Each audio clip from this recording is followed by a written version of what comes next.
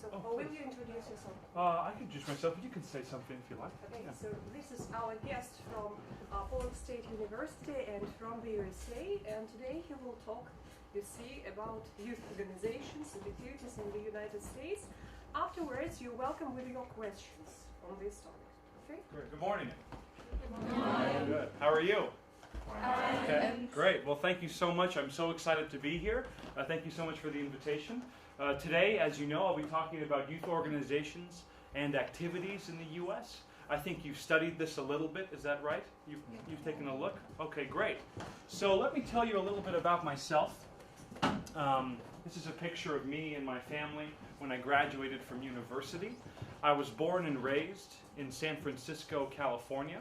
So in California, I was born and raised. And I went to university, I went to university in Los Angeles. So that's where I studied for 4 years. I studied international relations, so международные отношения, and applied computer security when I was a student. And I graduated in May of this past year. So I'm actually a pretty young teacher. I'm 23. So I'm happy to be here in Belarus. It's very exciting. I work at the university where I teach English. And I will be here until June 2016. So I'll be here the whole year. And hopefully we'll be able to come back maybe more than one time, since I love working with high school students. How does school work in the U.S.? High school, primary school, university, college, these types of things. Then we're going to talk about popular youth activities and movements. So let's talk about service activities, sports, these types of things, you know. What do students do when they go to school? And then finally, I hope we can practice English together. There will be time for questions and discussion, since I don't want to talk the whole time. I want to hear you talk as well. So with that in mind, I would like to start us off with my favorite tongue twister. So, okay? So this is my favorite one, and when I usually teach students for the first time, I like to do this as a little warm-up to break the ice so we can all get better acquainted. So this is the activity. I wish to wash my Irish wristwatch. So see how hard that is. So why don't we repeat and try to do this together. So I wish to wash my Irish wristwatch. Okay. I wish to wash my Irish wristwatch. Okay. Now we're going to do it individually, just one time. Okay. So why don't we start here? Go ahead. Try it. I wish to wash my Irish wristwatch. Yeah. Okay. Good. I wish to wash my Irish wristwatch. I wish to wash my Irish wristwatch. I wish to wash my Irish wristwatch. Very good. I wish to wash my Irish wristwatch. I wish to wash my Irish wristwatch. I wish to wash my Irish wristwatch. I wish to wash my Irish wristwatch. Excellent. I wish to wash my Irish wristwatch. I wish to wash my Irish wristwatch. You got it. Wristwatch. Wristwatch. I wish to wash my Irish wristwatch. I wish to wash my Irish wristwatch. I wish to wash my Irish wristwatch. I wish to wash my Irish wristwatch. I wish to wash my Irish wristwatch. I wish to wash my Irish wristwatch. I wish to wash my Irish wristwatch. This has a lot of hard sounds. Wish to wash, wristwatch. These types of sounds are difficult for Russian speakers. So great job. Good. Okay, so keep this in mind. This is a good tongue twister if you want to practice. Okay, so let's get into the topic today. So first, like I said, I want to talk about the educational system in the United States. I have a chart, a picture I want to show you. But first, I just want to talk about it a little bit. So overall, the system is pretty similar. It's pretty much the same. Students have primary school, high school, middle school, and then they attend university. Just like here, but there are a few differences. So how old are all of you? 16. Okay, so let's see. So 16, you would be right about here. So you would be in what's known as our high school. So the gymnasium is known as high school. And as you can see here, you started about kindergarten, which you have as well, starting about 5 years old, and then you go to primary school from about 7 through 13, and then you enter high school at about 14 or 15. So that's how the system works in the States for primary education and secondary education. And after that, you can attend university. So this is all the advanced degrees, you know, PhDs, these types of things. Dr. No, all of this is up here. We're not going to go into that, but I hope this chart gives you an idea of how old you have to be in different sections. So I hope this is helpful. So one similarity is that the system is free for all citizens, for primary school and secondary school, and that's a very good thing, right? You can attend school for free, not have to worry about payment. Another similarity is that the strong majority of students or kids in each country attend school. So most of you attend school, most children attend school in both of our countries. High school finishes at about 17 or 18. I think I'm right in that research. So you finish about the same time. That's another similarity. And the final similarity, and this is something that we don't like as students, and you may not like either, we do have standardized testing, so central testing to measure performance. And I remember when I was a student, we were always like, oh, why do we have to take this test? But it was important for university, to enter university. And I hear that you have a test too, is that right? A central test? Do you look forward to that test, or no? Are you happy about it? Oh, you are. Good for you. Okay. So what are some of the differences? So one difference I noticed in my research is that kindergarten in the U.S. starts at about 4 or 5 and is included in primary school, enter directly into university.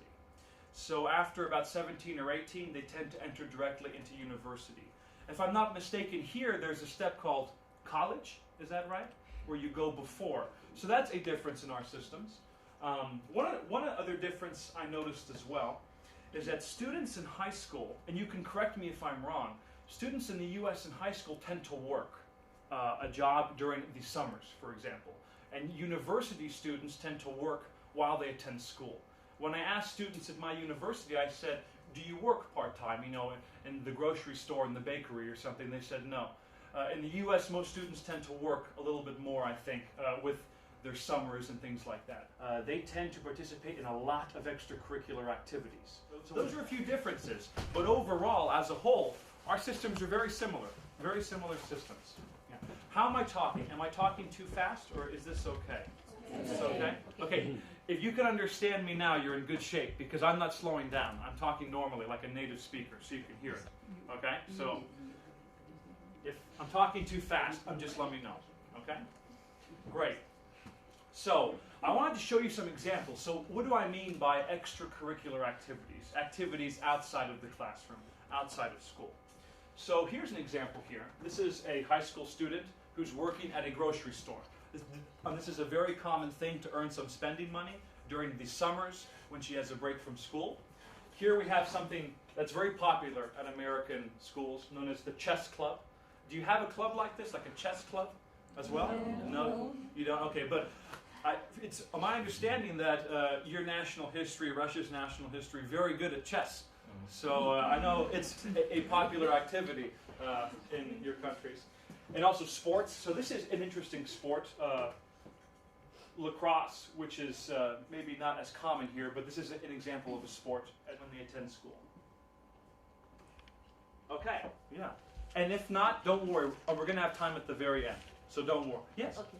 So what is the difference between college and university in the USA? Okay. So, to be honest with you, college, university mean the same thing in the United States. We hear both, it means the same thing. I know here there's a difference. There's college and then there's university. In the U.S., we refer to them the same. So that's a good question. I'm sorry, what? Traditions. Oh, yes.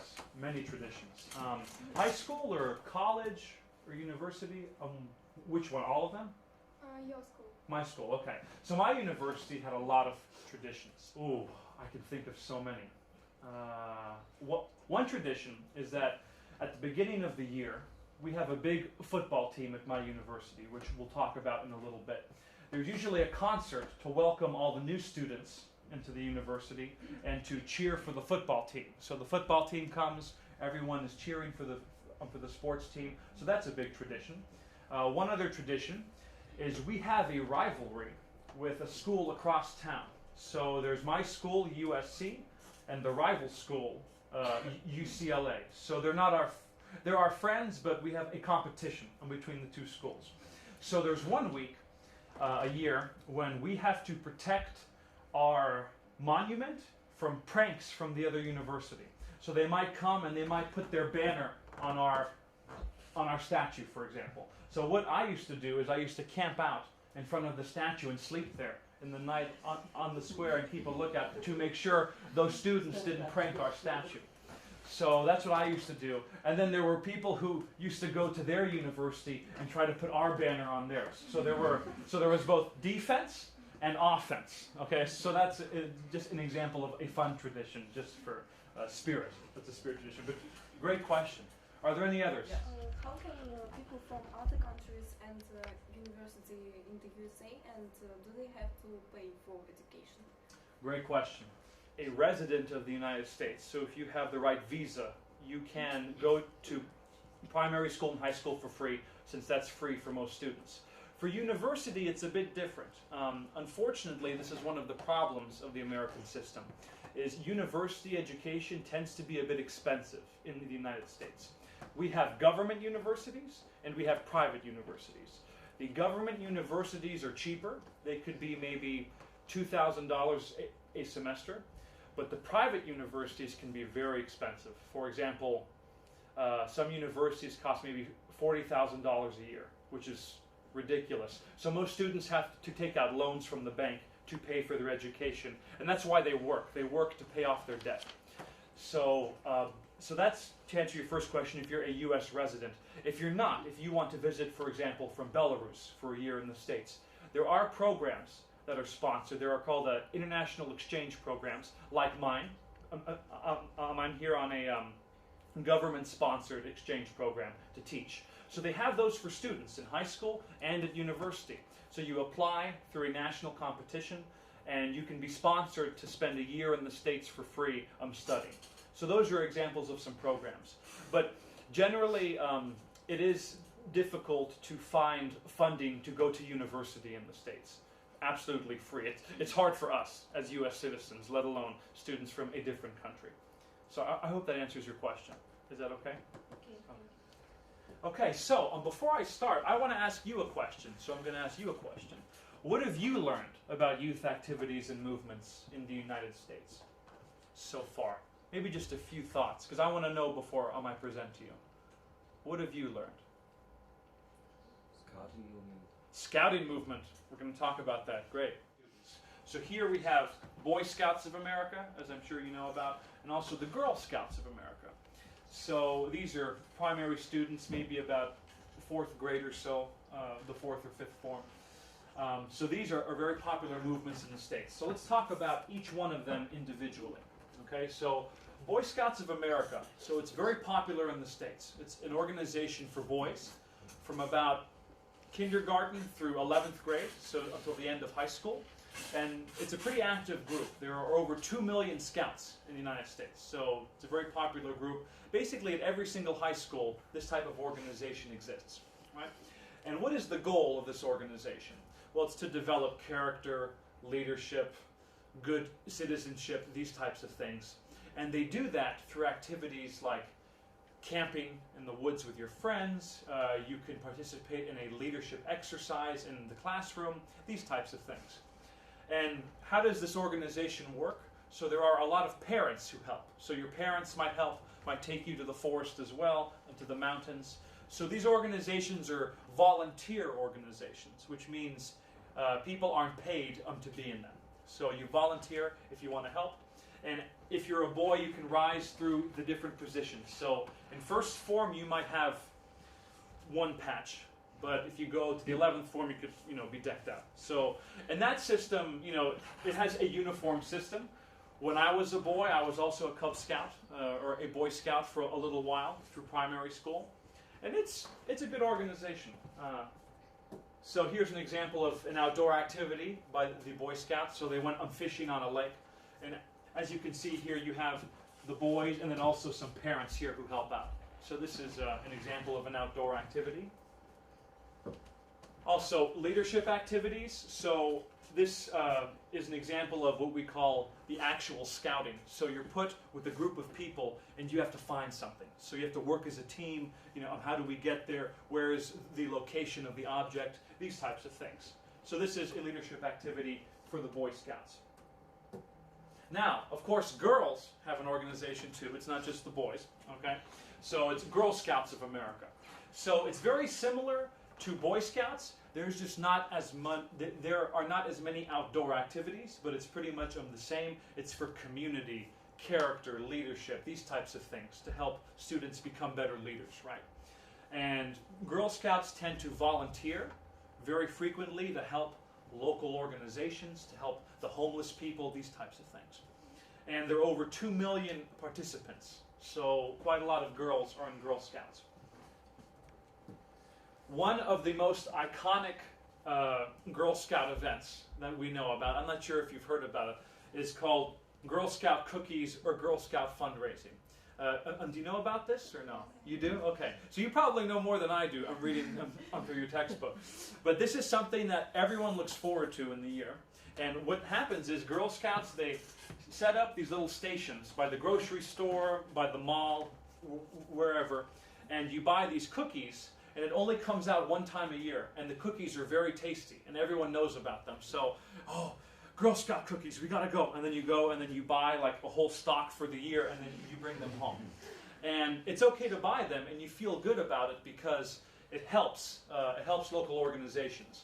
So in this case, these Girl Scouts set up the fundraiser to help local animals who were abused in the pound, lost animals in the streets. So this is an example of an effort for fundraising for Girl Scouts. Just to stop there. So those were the two kind of scouting organizations, Girl Scouts and Boy Scouts.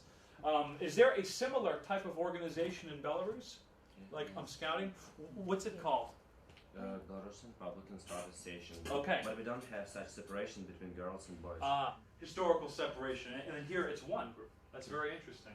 Okay, so you have scouting too. And like I said, our systems are pretty similar. So outside of school, one thing that is extremely popular, very popular, I used to do this, a lot of people do it, are organized formal sporting leagues for youth. So here we have a soccer league, and this symbol here, AYSO, is very common in the States. It's the most popular soccer or football league. We have a different name for football. It's kind of confusing, I know. So I did this as a student, and a lot of other people do it as well. And then here you have girls volleyball, which is very popular for girls. And then finally, this is the symbol for Little League baseball. So baseball as well. So most students, when they grow up, they do these sports. But the difference might be is that these sports are not in school, they're outside of school. So they're separate. They're not run by the gymnasium or the high school or anything like that.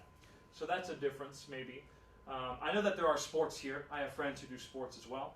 And in the States, we too have it, but it's very widespread. It's very popular. This isn't as popular, but I thought it was interesting, so I'll share it with you. So there are some programs at high schools that are sponsored by the military, and what they do is they offer students the opportunity to take classes in maybe military leadership, character building, these types of things. It's different from the Scouts. It's different because it's sponsored by the U.S. government. So the U.S. government may pay a little bit of money to have teachers on site for this type of thing.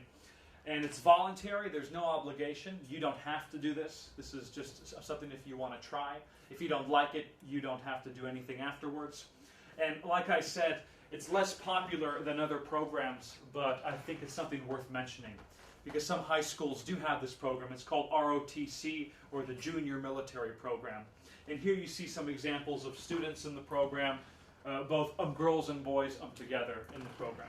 So this is an example. Have you heard about this program or no? Okay, so good. I'm glad, so I can give you new information. So this is a program that's not as popular, but it's at about 1,000 high schools in the States. It wasn't at my high school, but at others it was. Okay. So, like I've had a mention of here, volunteer activities, very popular in high school and middle school. One of them I'll share with you happens every year around Thanksgiving. So our Dien Благодарения, do you know about that? Okay, great. So we have that day.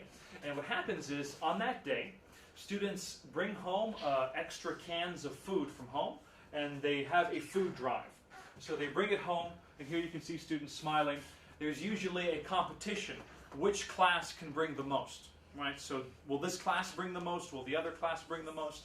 And there's usually a prize at the end. So it could be special recognition. So a picture of your class on the wall, for example. So what they do is they bring the food, and then there are local charities, local organizations who pick up the food and give it to people who are less fortunate. So this is an example of a volunteer activity that happens around Thanksgiving and is very common at just about every school in the United States. One other aspect that I personally love these days, because there's great food during these days, is that we have multicultural days.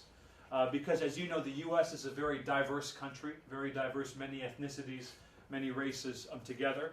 So usually there is something that's known as a multicultural day, where people of different cultures, for example, if their grandparents came from Greece, like in my case, I'm Greek, my family came from Greece after World War II, I might bring Greek food, right? So I might bring a little Greek food. I might bring the Greek flag, for example. So people bring the flags, items, traditions, foods from their heritage to school that day. So this is also very common to have these types of cultural activities. We say cultural activities. Great. Okay. Now we're going to move on to my favorite part, since I just graduated from university. So university organizations. So university level organizations, there are many of them. They're huge. At my university, we had over 600 organizations. So this is a very common thing for students to be involved outside of the classroom. So here you can see something at my university. It's called the Involvement Fair, and you see how students are walking around, and there's posters and information about the different clubs on campus, the different organizations. So in your first year as a student, you walk around and you say, I want to try this, maybe I'll try this, this is interesting, and you choose which organizations you want to try out, which organizations you want to try out. So here I have some examples. So arts, athletics, comedy clubs, engineering clubs. We have a group that builds a race car at the university. So they work the whole year and they build a race car. So there are many different types of organizations. Tourism, you can go tour your local city. It's very common.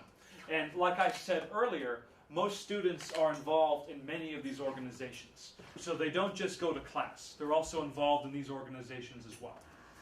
So what do I mean? So this is an example from my days. So there's me, and this is kind of my group here. So this is student government. So at universities in the United States, there's usually an organization, and there's one here too. It's called like the Council of Students or something of that nature, where you do things like if teachers have questions about something, they can come to you. You organize concerts for everyone, group activities. My organization had a great job. We would give... Hello. So, this is a spirit organization. So as you can see, there I am with some of my friends. So there are multiple spirit organizations at university for sports. So, to play sports at university in the States, you have to be very good, right? I wasn't very good, so I didn't play.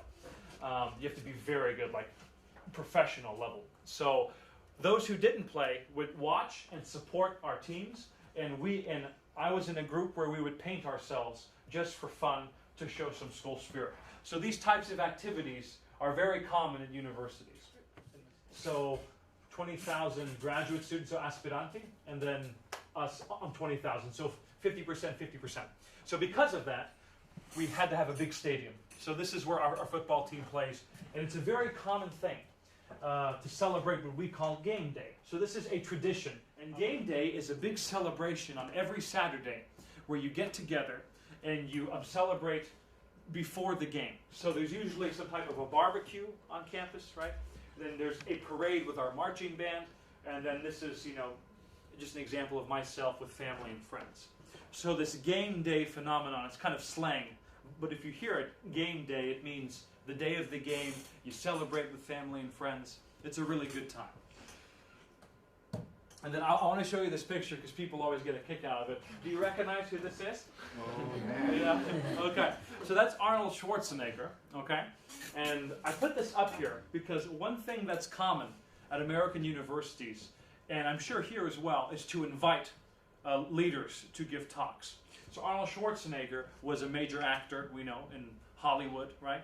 And since my school was in Los Angeles, they brought him to give a talk to students. And I was lucky to catch a picture with him. So this is Arnold Schwarzenegger. This is one of my professors.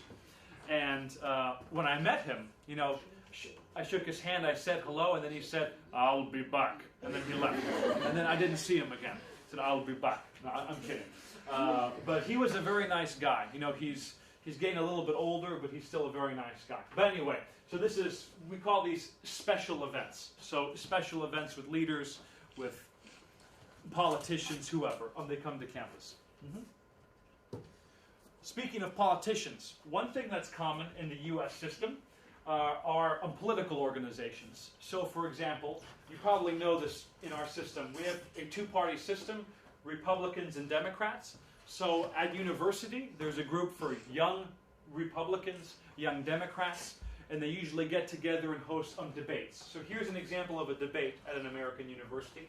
You have the Democrats on one side and the Republicans on the other, and they could talk about issues like environmental protection, education problems, these types of things. So at universities, this is quite common to have these types of political organizations. One thing that's very common too for service is ecological protection, right? To protect the environment. And this is very common. Here is a picture of a beach cleanup. So you have here students who are helping to clean up a local beach in Los Angeles. And these types of things happen regularly. We have days of service, so probably one day a month. All students go out together and they help do something good for the community. So this is picking up trash from the beach, these types of things. Youth movements, because in the States, we're a very large country, a lot of ethnicities, a lot of groups, and it's very hard to name national movements. But the Scouts are an example of a national movement, right? So it was very hard for me, so I couldn't do all of it. I just did a tiny bit, but I hope you got a better idea of what our system is like, what types of organizations, what types of movements, these types of things. And again, just to summarize, to conclude, as we say, the popular themes are service, athletics, and leadership. So those are the three kind of main pillars of all of these organizations. So service to the community, becoming a good person, having good character as a leader, and service. So, with that, now we can have time for questions and discussion. So this is the best part. I work in hospitals and kindergartens as volunteers. Have you ever worked as a volunteer? So there was an organization when I was in high school with a group of students, and we would do good things for the community. So the beach cleanups, these types of things. I was a volunteer in that. I also volunteered to help them fundraise for an organization in college that raised money for children on the continent of Africa, for example. So I did a lot of things like that when I was growing up, but never at a hospital. That's interesting. A lot of students, that's true, volunteer at hospitals, but not every student. So that's something to think about. Yeah, that's an interesting idea. Okay, no, thank you. Yeah. Do you think that educational system in America is perfect? And are there any problems? Oh, there are many problems. It's definitely not perfect. So this is kind of an economic thing. But the cost of the school is going up more than usual, more than normal. And because of that, a lot of students have to take out loans to pay for the school, or they can get a scholarship. I was lucky. I got a scholarship. So my school was free, which was great. But a lot of other students, unfortunately, have to go to a bank or to the school and take out a loan and pay it back over the course of maybe 10 years. So each month after you graduate, each month you pay a little bit. So just a little bit amount of your salary. So that can be inconvenient. Another problem with American universities is that some analysts think that they could be more diverse. So primary school and high school is fine, everyone goes, but in universities there tend to be, for example, more white people than the other ethnicities. So some people view that as a problem. Why that is? It's probably because the testing system may favor people with money to pay to prepare for the test, right? If you want to do well on the test, you have to study for it. So people with money can hire a tutor, for example, and the tutor will help them on the test. And lower income folks, which includes minorities, so some black people, maybe some Hispanics who are in the lower income bracket, they can't hire the tutor for the test. So because of that, their testing scores tend to be lower, and they can't enter university as often. So that's a problem, is making sure the university system is more equal for everyone to enter. One other issue for teachers that may interest you is that teachers get tenure less often than they used to get it. So at universities now, it tends to be a year-by-year contract. Each year there's a contract for teachers. Whereas before, if you were a teacher, it could be a 5-year contract or a 10-year contract. Nowadays, it goes year to year. So teachers don't have as much stability or security as they did before. So that's an issue that my professors used to tell me about when I was a student. So anyway, so those are a few issues. As you can see, it's far from perfect. But I really enjoyed my time at university. There are a lot of great things about our university. To give you an example, my university, the primary goal, the primary aim was research, not teaching. To maybe solve the problem of cancer, for example, to go into space, these types of things. So universities are very research-oriented in our country, which is good because it helps create new ideas, new knowledge. So that's an example of a good thing of our system. And I had a lot of fun when I was a student. Just simply, it was a good time as a student. In the American system, university is known as being the best time in your life, as we say, because it's just such a great time. Excuse me. So I hope that answers your question. Some problems and some good things. Your scout experience and what influenced your decision to become a scout? Okay, so scouting, okay. I mainly did it because it was popular, and I thought this is a good time to spend time with friends. And also, my parents said, you should do this. I was 5 years old, so I didn't really know what was going on. But I did it, and that's why I did it. And I did it for about maybe 5 years or so. I'm too long. I didn't go through the whole thing. And I remember the outdoor activities. I remember learning to tie knots, as a student, as a scout. So those are some fond memories of what I remember. It was a good time. I just remember it since I was young as a time to spend with friends and doing teamwork. That's just about all I remember. I have friends, though, who went all the way, so who went through high school, and they become something that's known as an Eagle Scout. Have you heard that term, an Eagle Scout? So that's the highest level of scouting, and that's actually very, very prestigious in the States. If you become an Eagle Scout, universities will look and go, the student has a lot of dedication, did a lot of things, is a good student, so that'll help you get into university. Because in the U.S. system, it's not just the test at university that matters or grades. It's also you have to write a statement about yourself. What do I want to do? What do I want to achieve? And you have to get 2 letters of recommendation from teachers. So the American system, extracurricular activities are important. So people who become Eagle Scouts, high-ranking scouts, they look good because they stayed with the program. So, hope that answers your question. Yeah. What do you know about youth organizations in Belarus? Good question. So, to be honest with you, not too much. But I know about the university system better since that's where I work. I know there's a magazine or a newspaper, a magazine called Nastiej. It's the student publication. And I talk with students. They did an interview of me in that magazine. So I know that there's that. I know that there's sports. I know that there is a traditional Belarusian dance group, and I go every Saturday and I dance. That's where I've picked up a little Belarusian, Jak vaši spravi, usio dobra, Privetania, ja, chlopiec, da, mova, on these types of things. So learning a little on Belarusian there. There's some Belarusian organizations. So I know that that's, and then also that organization you mentioned, it's like scouting in college. It's like the Republican Belarusian society something. Union. Yeah, union, something like that. But what else is there? Maybe you can tell me. Pioneer organization. Oh, Pioneer. Is that with these scarves? Yeah, okay. Yeah. So you have the little scarves, right? Yeah. So, okay. So that's a common thing. Okay, so you have Pioneers. There's the Belarusian Union. Mm-hmm. Youth Union. Then Student government. student government. I was also president of my high school, so we're similar. Yeah, of the council. Yes, and there are a lot of different clubs. Yes, some students. Oh, you do? Dancing? Great. Yes. Do the boys do it or no? Yes. You do? Majority of these boys Good. dance. And I say, why aren't there more boys here? It's a good opportunity to dance. But anyway, It's my personal opinion. So that's good. Okay. How about sports? Are sports a part of the gymnasium as well? Okay. So our systems are similar, like I said. So that's good. Okay. Great. Good question. Any other questions about anything at all? I just wonder if they managed to build that race car or not. They did. So I wish I had a picture to show you. And that's how I knew about this. And they actually built the race car. It's not like a BMW or something. It's like a small little go-kart. You know, it's a little go-kart. And they built it, and what they do is they race it. There's a competition with other universities. And whoever builds the fastest car, whoever drives it the best, they win the national competition, for example. So they actually built the car. Yeah.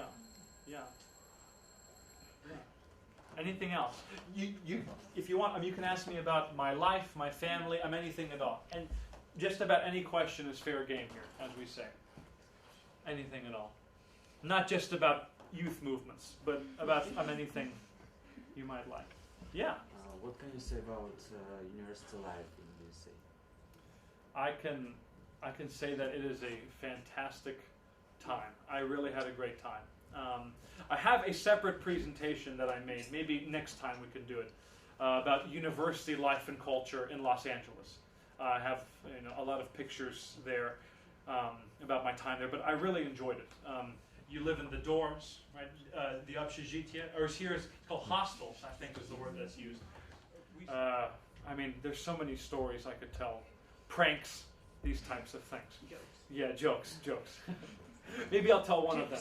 Tricks. Okay, so I'll tell you one of the pranks, just because it's a fun story. When I was a student in my dorm room, we have 2 beds. 2 people live in each room, okay? And one of my close friends, my neighbor, Amir, he went to the film school, right? And actually, this is a great story.